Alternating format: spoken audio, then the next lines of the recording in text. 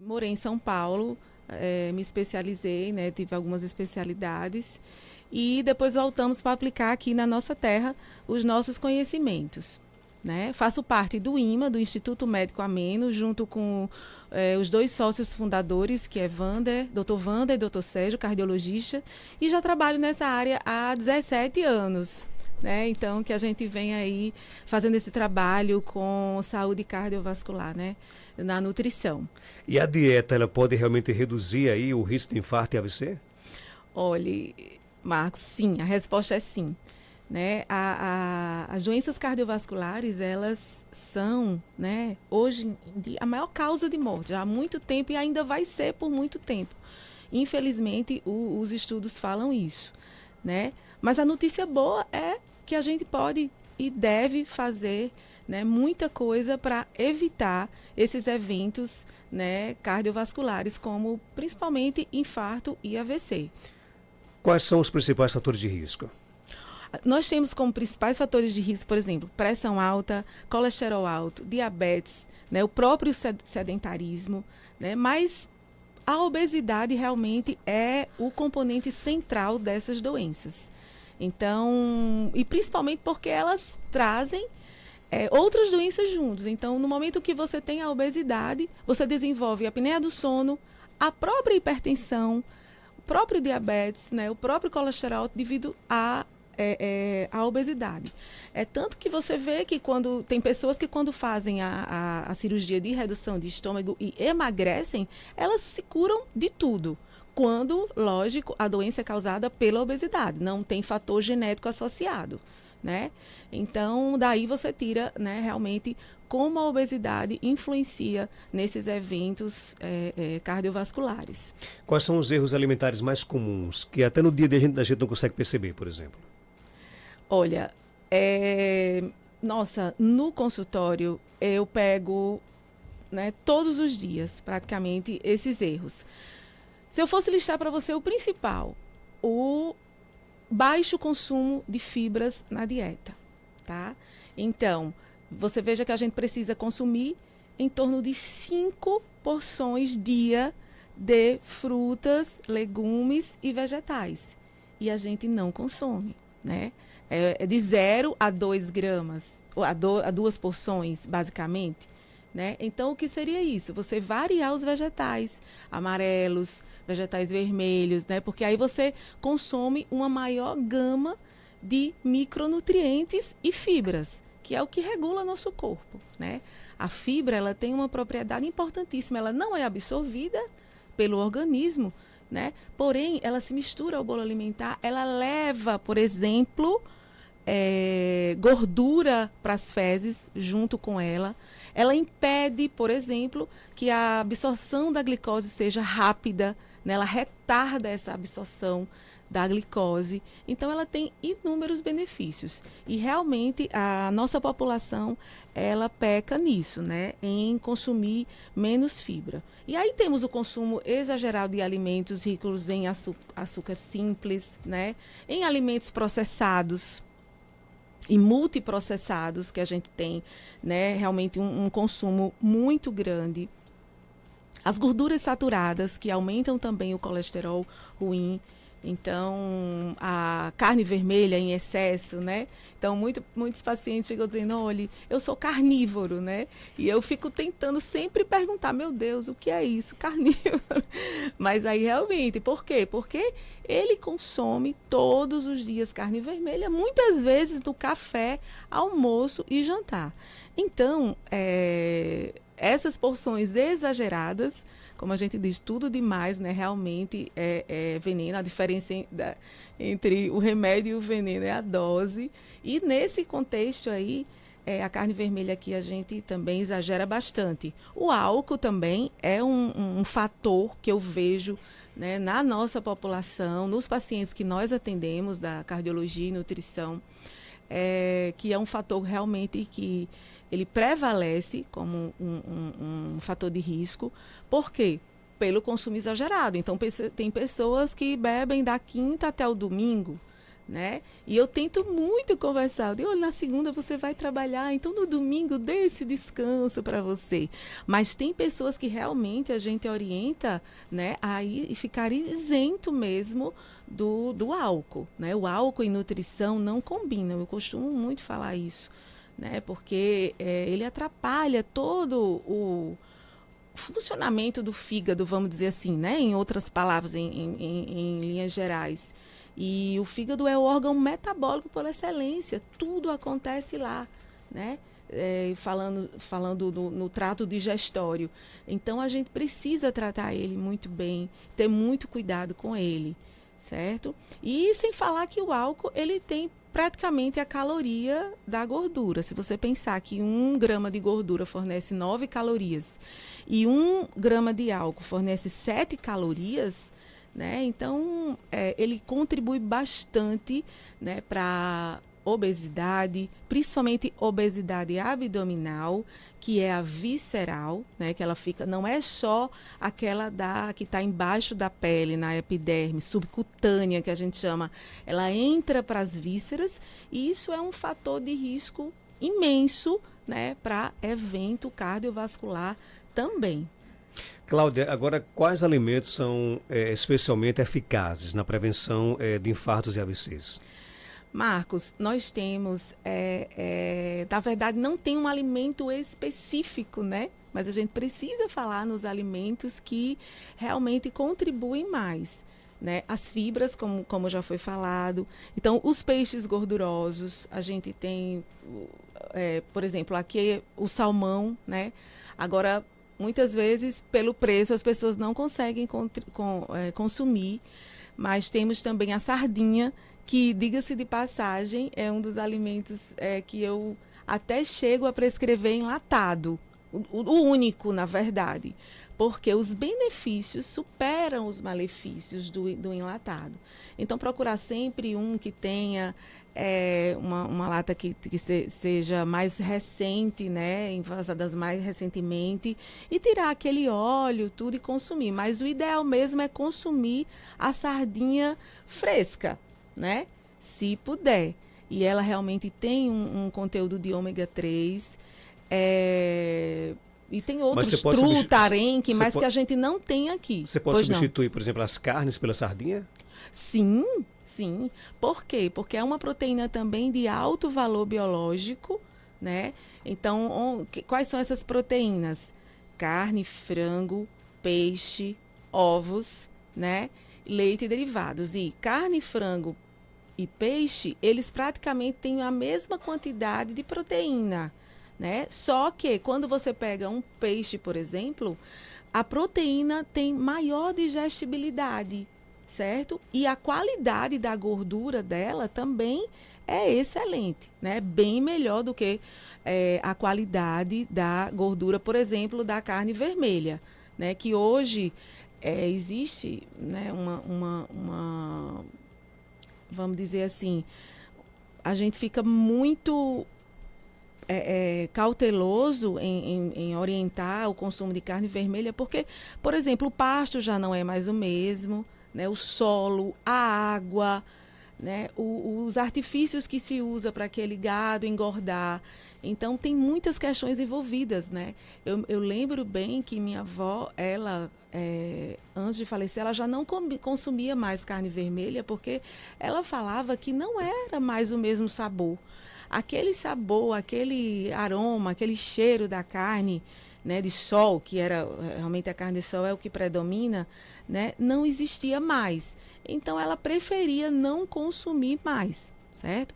Então, assim, para ser radical, tirar, né? Não, mas o que a gente puder reduzir e substituir, né, por outra proteína, melhor, né? Porque eu digo muito, não só é tirar, tem gente que chega lá, olha, já não estou comendo isso, não estou comendo aquilo, não estou comendo isso. Então, acaba tirando tudo, você é capaz até de ficar desnutrido, né? Você tem obesidade e é desnutrido. Já ouviu falar, Marcos, disso, né? Então, você sai tirando. Então, mais importante do que você tirar é você aprender, saber a substituir esses alimentos, né? E a consumir né, nas porções ideais, né, o que faz o seu corpo funcionar mais e melhor. Existe a melhor dieta para emagrecer e, consequentemente, reduzir o risco de infarto e AVC? Olhe, a melhor dieta não existe. Existe aquela dieta, Marcos, que o paciente vai seguir e vai seguir por mais tempo. Aquela que ele pode seguir, entendeu? Que ele consegue seguir, vamos falar assim. Então, você veja quantas dietas a gente já ouviu falar ao longo do tempo, né? Dieta low carb, baixo carboidrato. Dieta high carb, alto carboidrato. Dietas veganas, né? Dieta do Mediterrâneo, por exemplo, que eu utilizo muito, né, no consultório, porque ela é realmente, nos estudos, ela é a mais indicada, né? Só que a gente acaba mudando, né? A gente acaba alterando, equilibrando ela para o nosso, né, meio aqui, porque não tem como, até os ingredientes, né, são diferentes, não tem como você nem comparar, mas a gente usa muito, né, a dieta mediterrânea, mas não é só ela. Né, eu costumo usar o que eu chamo para os pacientes a mediterrásia, que é a asiática, com a mediterrânea, que eu gosto muito também. Tem a dieta DASH, que é a dieta própria também pelos os consensos brasileiros de dislipidemia, de hipertensão, de aterosclerose. Né? A dieta DASH ela é própria, por exemplo, para a hipertensão. Né? E a mediterrásia, por exemplo, a gente pega da Ásia o quê? Os chás, o consumo de chás. Altamente terapêutico, né? O consumo de peixes, né? Que a gente também, eu por exemplo, se o paciente chega com uma porção de peixe por semana, vamos aumentar essa porção, né? Então a gente equilibra isso, certo? Então todas essas dietas, elas existem, elas estão aí. Só que a gente precisa ver, precisa saber qual, né, vai se adaptar melhor ao paciente. Agora, essas dietas populares, como Mediterrânea, né, DASH, no controle da saúde cardiovascular, realmente funciona? Faz a diferença? Marcos, só uma observação. Essas dietas DASH, Mediterrânea, não são populares. Elas são realmente recomendadas pelos consensos, né, pelos guidelines que a gente chama, né, dessas doenças, né, cardiovasculares. Não são populares, mas elas são eficazes, sim, certo? Só que, como eu falo, muito mais eficaz é o que o paciente consegue promover de mudança. Então, aquele caminhar dele, aquele passo a passo do paciente nas mudanças são extremamente importantes. Então, por isso, há todo um questionário pré-consulta quando o paciente vai ao nutricionista, então ele precisa, né, preencher.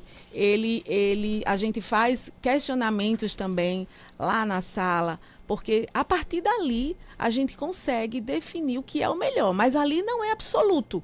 Não, vai ser aquilo. Não, a gente faz um acompanhamento nutricional e vai mudando, né, ao longo do processo de tratamento. Então, a gente precisa ver o acompanhamento nutricional como um tratamento realmente que é eficaz. Só que a mudança do comportamento alimentar, ela precisa de tempo. Imagine, Marcos, que eu tenho pacientes que vão a primeira vez ao nutricionista, eu sempre pergunto, é a primeira vez, você já foi ao nutricionista? Então, eles vão com 60 anos. Tem pacientes que eu já recebi pacientes com 73 anos, eu acho que foi o máximo, que é a primeira vez que foi ao nutricionista.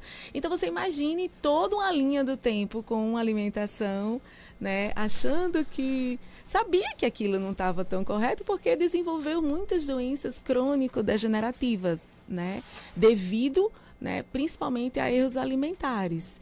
Então, tá ali, o médico encaminhou muitas vezes, né, ou muitas vezes ouviu falar que eu já tinha experiência nessa área, então chega lá, né, para fazer esse tratamento. Então, é uma mudança também de comportamento, sabe, Marcos? Que é muito válido. e a gente consegue um resultado muito positivo. Às vezes, os cardiologistas encaminham o paciente sem medicação. É fantástico isso, porque eu falo muito, né? Você pode evitar, de acordo com o estilo de vida que você desenvolver, né? Que você conseguir mudar. Então, a gente não falou aqui ainda em sedentarismo, que é também um fator de risco, mas é tão falado já, né, que eu prefiro me deter mesmo à alimentação. Então,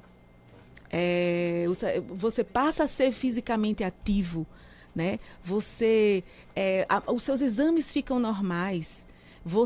Muitas vezes eles me chamam lá, Cláudia, aqui o paciente emagreceu, né?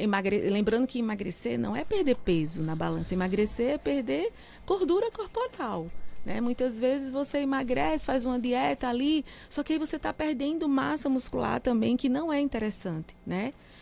Hoje já é uma doença, já tem CID, que é a perda de massa muscular, né? Já é descrito na literatura como realmente uma doença.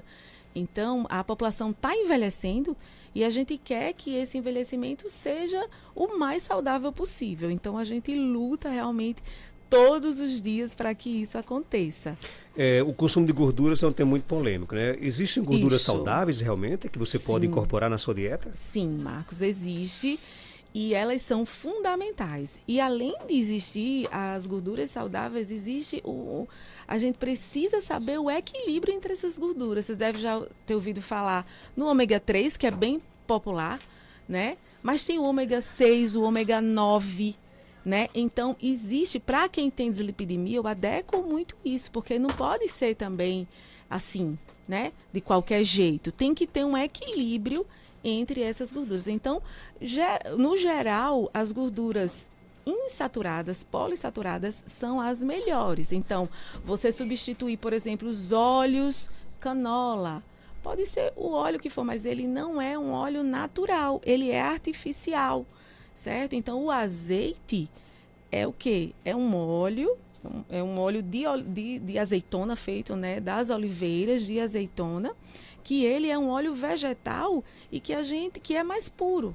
Então, você pega um azeite com uma acidez máxima de 5%, ele está próprio para o consumo, né? E aí também tem uma questão do azeite. O azeite vai se esquentar, ele satura. Não existe isso, né? De forma alguma. Até eu oriento você a usar o azeite extra virgem para o cozimento também.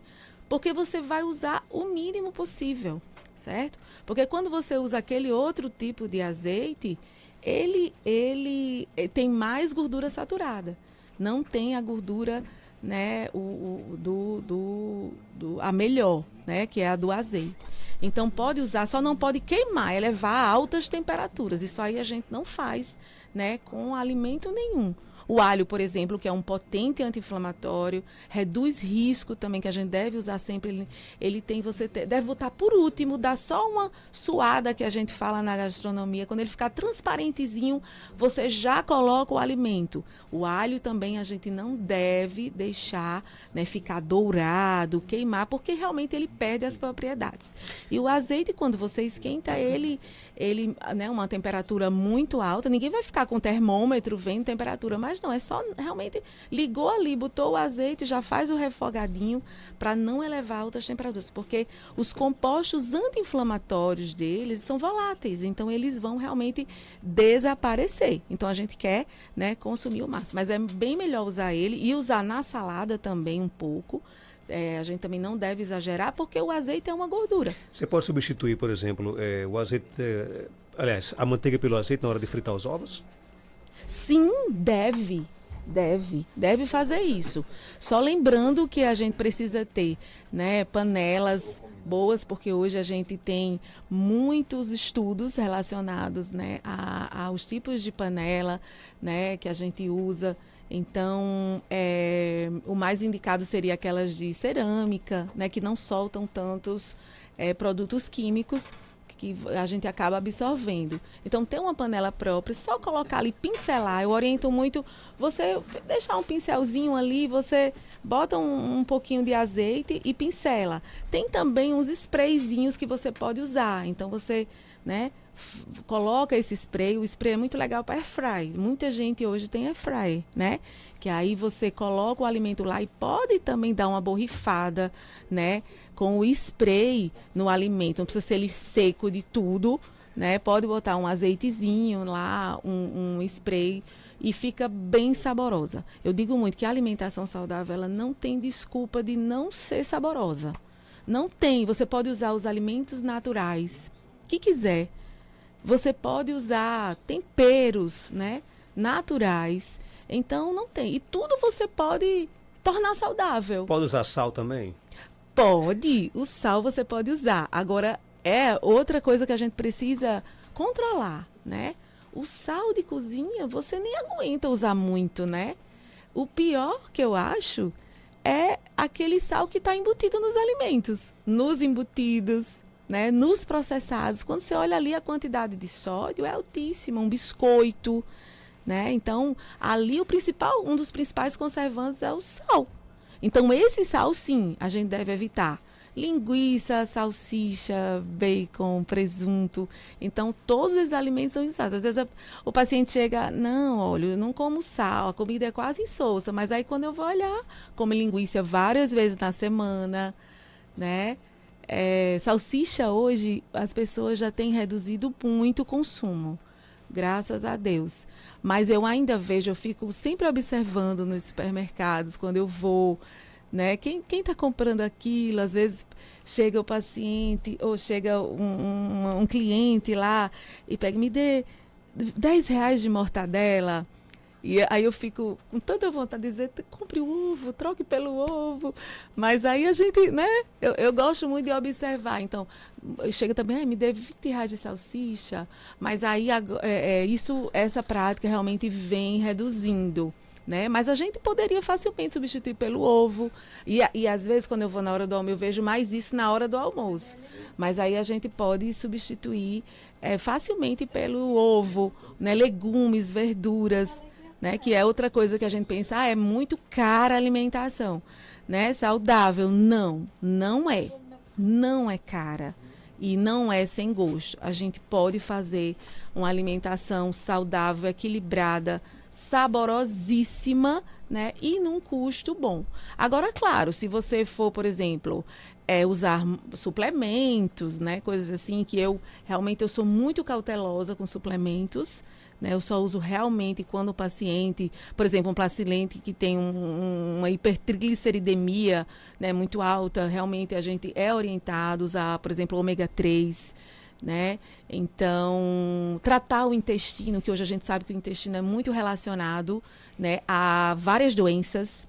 Então, a gente trata o intestino, então a gente precisa de alguns suplementos. O que é o suplemento? É quando o alimento ele não consegue, né, suprir aquilo. Então, você suplementa, né?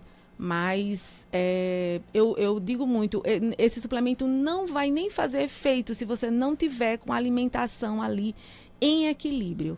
Até, Marcos, para as medicações fazerem o efeito potencial, você precisa ter os nutrientes, os macronutrientes e os micronutrientes ali em equilíbrio para aquela medicação fazer um efeito necessário. E a gente vê isso praticamente todos os dias no consultório, né? Você vai e os médicos vão reduzindo medicação. Tem pacientes que chegam a tomar 3 medicações para, por exemplo, pressão alta. E aí, quando você, né, vai emagrece, faz todo um tratamento, né, que muitas vezes é um tripé o tratamento, medicação, alimentação e exercício. Então, o paciente deixa de ser sedentário, passa a ser fisicamente ativo. E aí ele realmente consegue mudar. E muitas vezes fica com um medicamento só, né? Como eu falei antes, esses medicamentos, se for causa de genética, então ele precisa continuar. Se for um problema da obesidade, muitos param até de tomar medicação, né? Não é para parar sem ordem médica, pelo amor de Deus, que os médicos, né, têm essa queixa. Às vezes os pacientes param, não pode. Tem só realmente com, né, a orientação do médico que está acompanhando. Você já falou sobre isso, mas o ouvinte pede aqui para que você fale um pouco sobre se você acha que os enlatados sardinha e atum fazem muito mal à saúde. Pronto, eu já falei exatamente. Como eu falei, sardinha e atum, os benefícios se sobrepõem aos malefícios, certo? Do enlatado. Eles vão ter muito sódio, né? Eles vão ter outros componentes químicos que vão estar ali para serem usados como conservantes, né? Fazendo o papel de conservantes.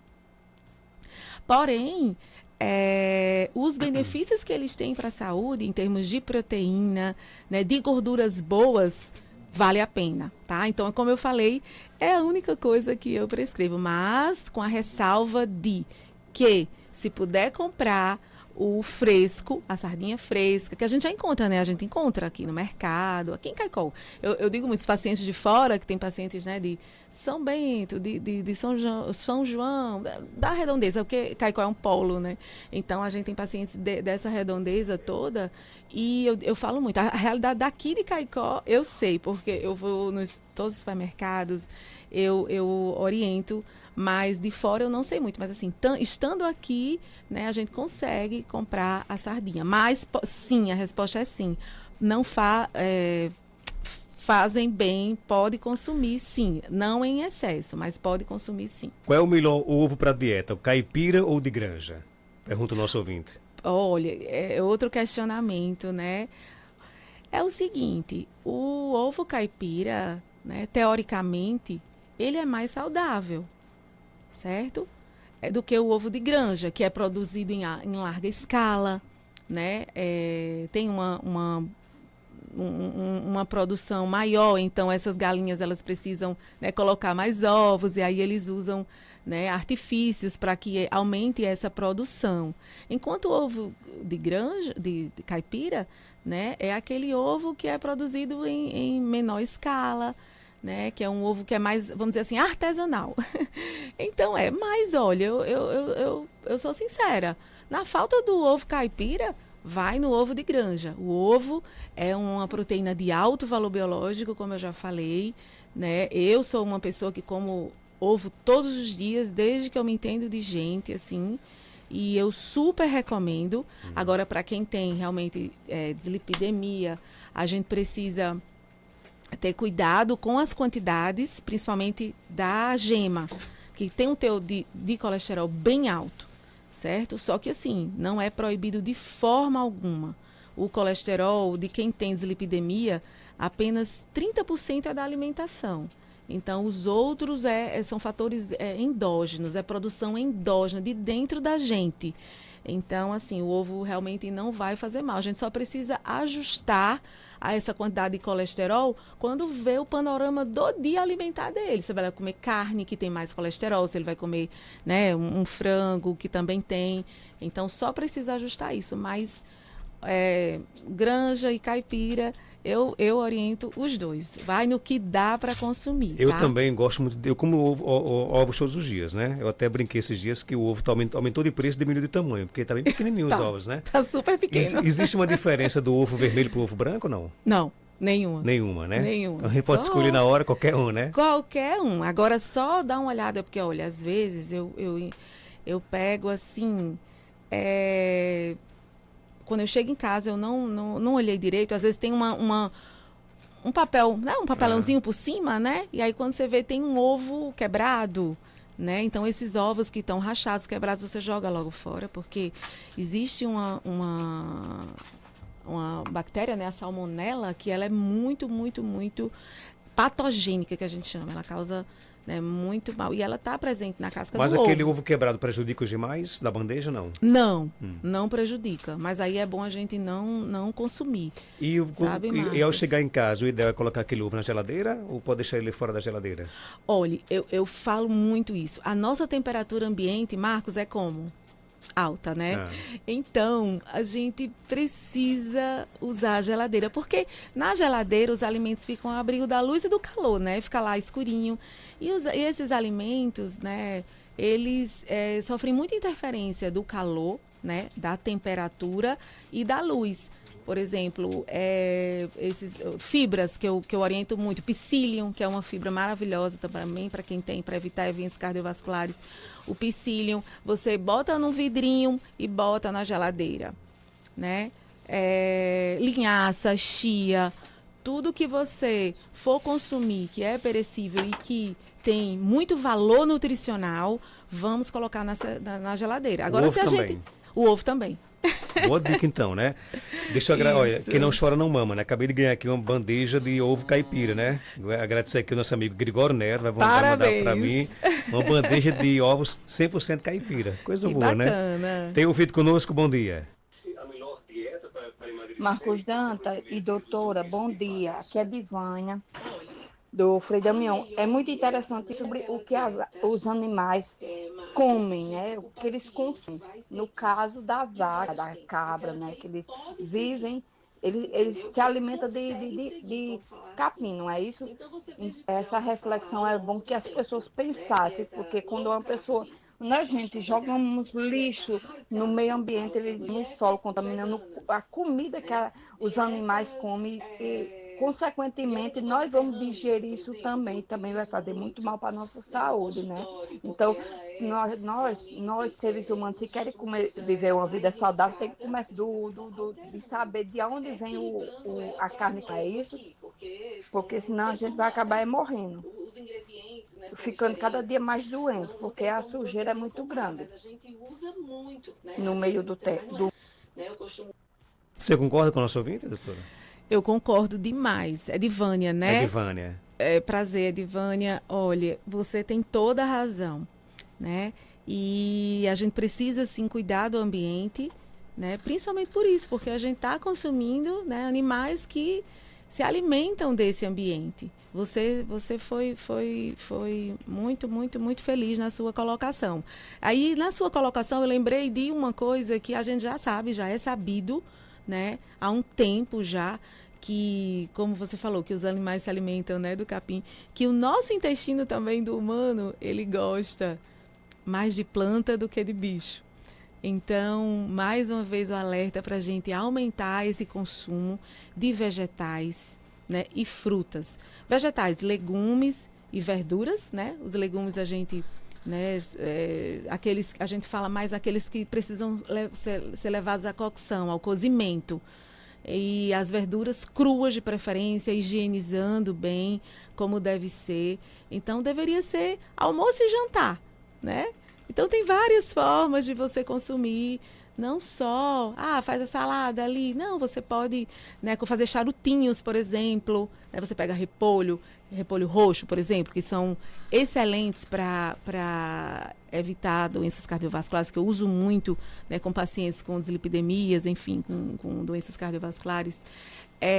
Os alimentos roxos, né, são bons. Os alimentos vermelhos, as belres que a gente chama, lembrando que a gente tem belres aqui, né, não é só aquelas de fora da Europa que a gente compra congelado, que eu também oriento que compra congelado. Blueberry, goji-berry, amora, mirtilo. A gente tem nossas berries, que é jabuticaba, acerola, açaí, né? Lembrando que o açaí, ele não é aquele que a gente compra que já tem xarope de glicose e a gente ainda bota leite condensado, né? Várias coisas ali, várias coisinhas que deixam hipercalórico. O açaí já é uma fruta bem calórica, só que ela é incrível, ela é muito potente, né? E tem gente que ainda efeito bota anti-inflamatório. E ainda enche de outras Isso, coisas, né? Ovo Chocolate, maltine, leite né? condensado, né? Vai ali, faz...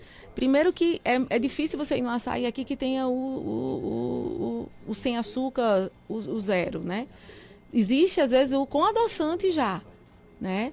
Mas o sem nada, e as pessoas não gostam, né? Simplesmente não gostam dele sem nada, gostam dele daquele jeito.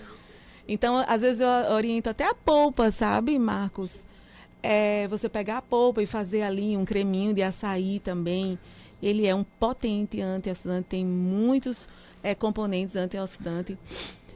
Tem muitas perguntas aqui no nosso WhatsApp, o nosso tempo estourou, infelizmente, né? Ai, Também que tem muitas pena. pessoas aqui mandando aqui um abraço, nossa querida Suerda Medeiros, né? Ai, um abraço, Diz que Suerda, um lhe abraço. adora demais, né? Até mandou para cá uma hora aqui Oi, rapidinho. Marcos Dantas, bom dia, Cláudia Helena, doutora Cláudia Helena, minha nutricionista, uma pessoa que tem uma visão não só da sua profissão, mas também do paciente, né? Ela consegue enxergar o olhar do paciente sobre a comida, sobre a dificuldade de perder peso, as suas particularidades. Então, assim, só passando para dizer que a entrevista foi maravilhosa e que realmente, doutora Cláudia, quem faz acompanhamento, né, com você sabe que você respeita tudo que a pessoa gosta de comer e a pessoa consegue emagrecer. Eu costumo dizer que eu só consigo emagrecer quando a doutora Cláudia Helena cuida de mim, porque eu sou um tanto quanto indisciplinada,